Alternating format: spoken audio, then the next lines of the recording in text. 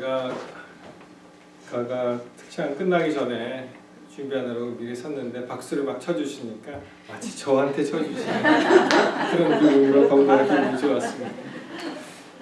특촬할 때 우리 we have a guest. I think your name is Morris. No, Kelly Morris, right? Correct. Oh, okay. Nice meeting you. 우리 이 근처에서 크로스 트레이너 중에 한 사람인데 우리 전에 그 부인이 왔었어요. 예. 그리고 오늘은 그 켈리 모리스가 왔는데 그 옆에 분은 잘 모르겠네요. 네? 딸이요. 딸. 오, 오케이. 딸하고 같이 왔다고 합니다. What's your name? 딸?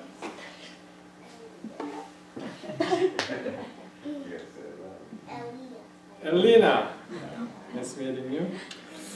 예, 우리 좋은 안식을 함께 보냈으면 좋겠고요. 우리 현아가 옆에서 좀 통역을 좀 해주면 좋겠습니다.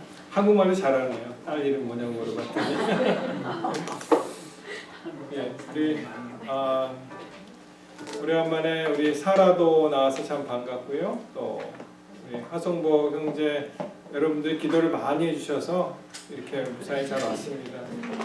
공항에서 잡혀갖고 1시간 있다가 들어왔다 그래요. I-20 뒤에다 사인을 받아 왔어야 됐는데 그게 없어서 좀 이제 신문 비슷한 거 좀 받았는데 예, 잘 해결이 됐고요. 또 우리 가가 오래간만에 또 반갑고 지난주에 못 뵀습니다. 우리 신익규 선생님 네 분 또 감사드리고요. 또 우리 모든 교우님들 우리 백덕한 선생님도 나오시고 고맙습니다. 우리 김하재 집사님도 참 몇 주 빠지셨는데 또 나오셔서 너무 감사합니다. 함께 기도하시고 말씀을 보겠습니다. 하늘에 계신 아버지시여, 이 귀한 시간에 우리에게 직접 말씀하여 주시옵소서. 우리의 마음을 어루만져 주시고 또 이 세상의 모든 고통과 근심과 걱정과 염려를 내려놓고 귀한 시간 주님과 함께 동행하기를 원하오니 주님 임재하여 주시고 우리가 주님의 임재를 느끼면서 주께서 주시는 말씀을 귀담아 들을 수 있도록 인도하여 주시옵소서. 예수님 이름으로 기도합니다.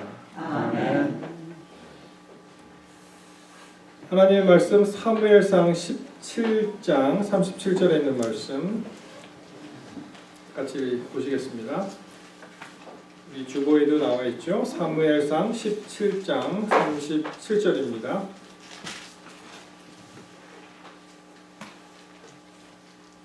사무엘상 17장 37절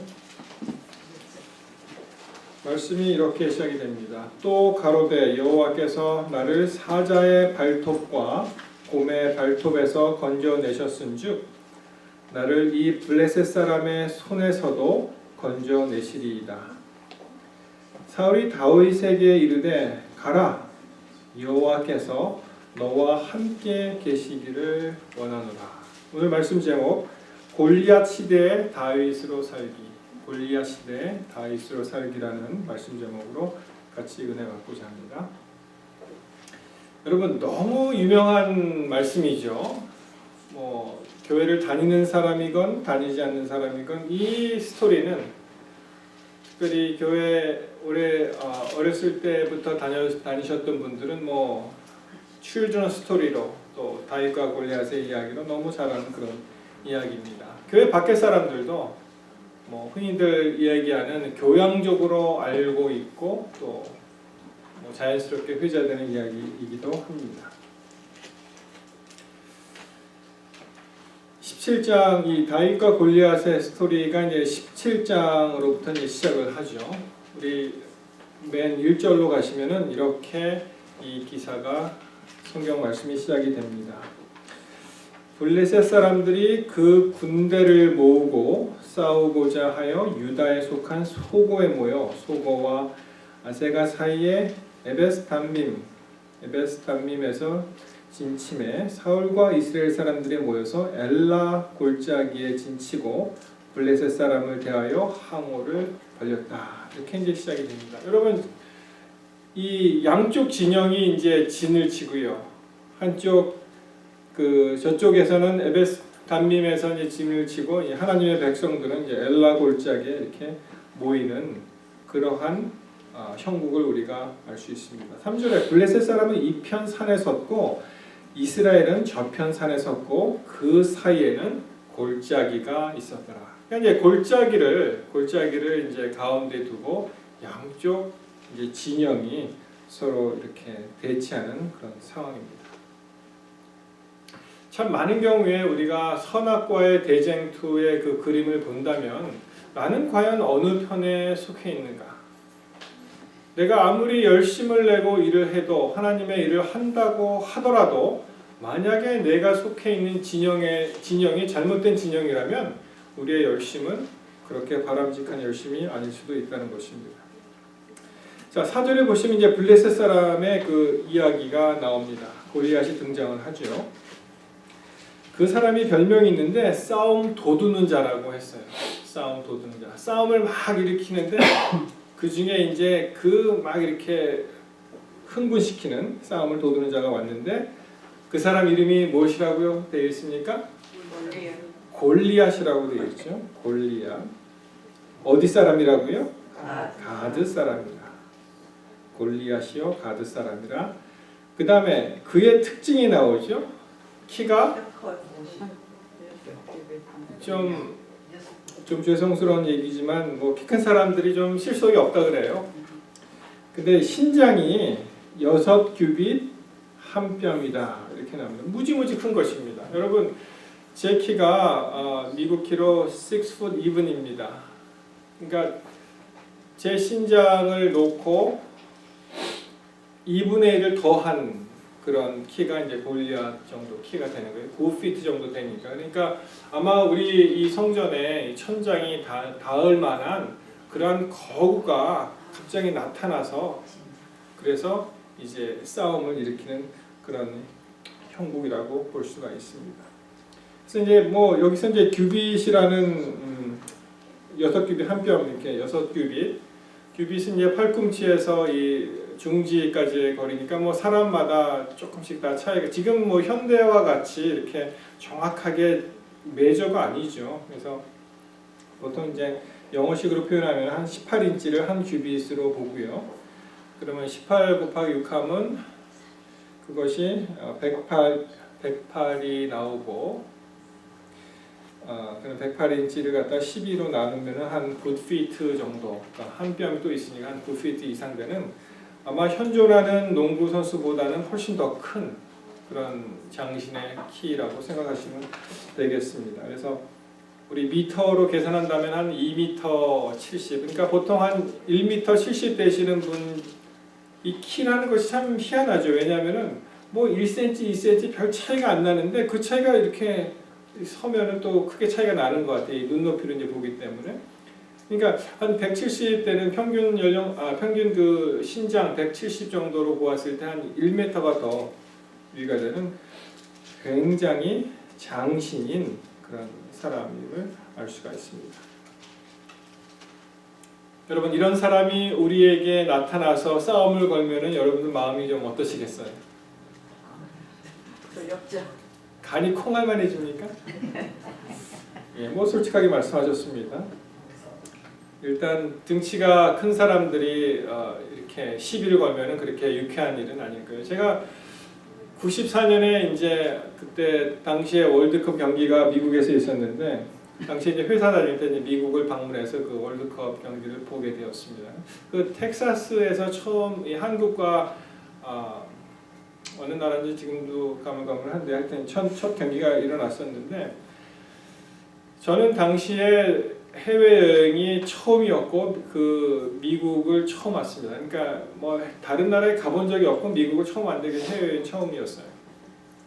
네, 지금도 생각나는 것이 그 Six Flags라는 그런 어뮤즈먼트 파크 있죠. 이 막 이렇게 롤러코스터. 그 롤러코스터 참 지금 생각해보면 참 우습죠. 왜냐하면은 여러분 이런 엉터리 같은 일이 어디 있겠습니까? 왜냐하면 자기가 자기 돈을 주고 돈을 낭비하면서 자기가 고통을 받아요. 자기가 돈 내면서 고문을 받는 그런 거예요. 그래서 제 철학이 한 30대만 하더라도 젊음을 유지하기 위해서는 1년에 한 번은 타야 된다. 그렇게 좀 엉뚱한 철학을 갖고 있었어요. 근데 제가 시카고에서 이제 청년들을 지도하는 위치에 있을 때 그들과 함께 갔다가 그 다음부터는 못 하게 됐어요. 어지럽더라고요. 이제는 젊음을 유지하는 것도 좋지만 이제는 살아나야겠다. 그리고 이제 그만두게 되었는데 그 텍사스의 식스플래그에 갔을 때 아까 말씀드렸죠. 처음 해외 여행지가 미국이었는데 이제 텍사스에서 일종의 문화 충격이라고 할까요? 제 앞에 어떤 흑인 여인이 있었는데 이 줄에 서 있었는데 제가 깜짝 놀랐습니다. 왜냐하면은 보통 한국 여성의 허리 사이즈가 되는 것이 그 여인의 다리였어요. 굉장히 엄청나죠, 사실. 그리고 뭐 큰 사람, 뭐 작은 사람, 또 옆으로 이렇게 넉넉하신 분도 이제 많이 보았는데, 하여간 이 골리앗을 생각할 때 무지무지하게 큰 사람입니다. 그리고 뭐 마치 숫사자가 으르렁거리듯이 막 이렇게 으르렁거리면서 뭐 얘기한 그런 장면을 우리가 생각하게 됩니다.